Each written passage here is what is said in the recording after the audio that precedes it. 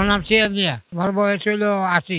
আমার ২ ছেলে বাহারাম থাকে। এটা মিথ্যা কথা বলা বা ঠিক না। আমি এটা কইরা অভ্যাস, এটা করতে হবে।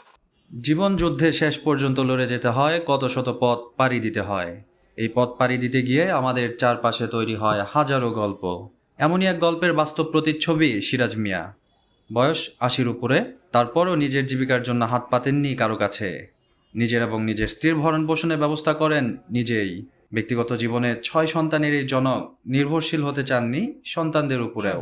মেয়ে ৩ জন, ছেলে ৩ জন। এটা মিথ্যা কথা বলা বা ঠিক না। আমার ২ ছেলে বাহারাম থাকে। ইট পাথরের এই মিথ্যার শহরে আমরা প্রতিনিয়ত দেখতে পাই কেউ অন্ধের অভিনয় করে, কেউ বা পঙ্গুত্বের অভিনয় করে প্রতিনিয়ত জড়িয়ে যাচ্ছে ভিক্ষাবৃত্তির সাথে। আমরা এমন মানুষও শহরে দেখি যাদের শরীরে কাজ করার মতো যথেষ্ট সামর্থ্য থাকার পরেও হাত পাতে মানুষের কাছে বেছে নেয় ভিক্ষার মতো অভিশপ্ত পেশাকে। সেখানে ব্যতিক্রম ৮০ বছর বয়সী এই সিরাজ মিয়া। হ্যাঁ, আমি তো এটা পছন্দ করছি, এটা কাজ করতেছি।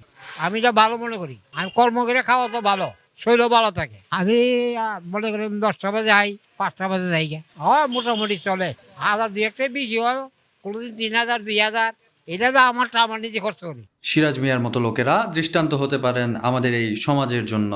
সিরাজ মিয়ার মতো হার না মানা লোকেরা বেঁচে থাকুক আরও অনেক বছর। মাহদি হাসান, মুসলিম টাইমস।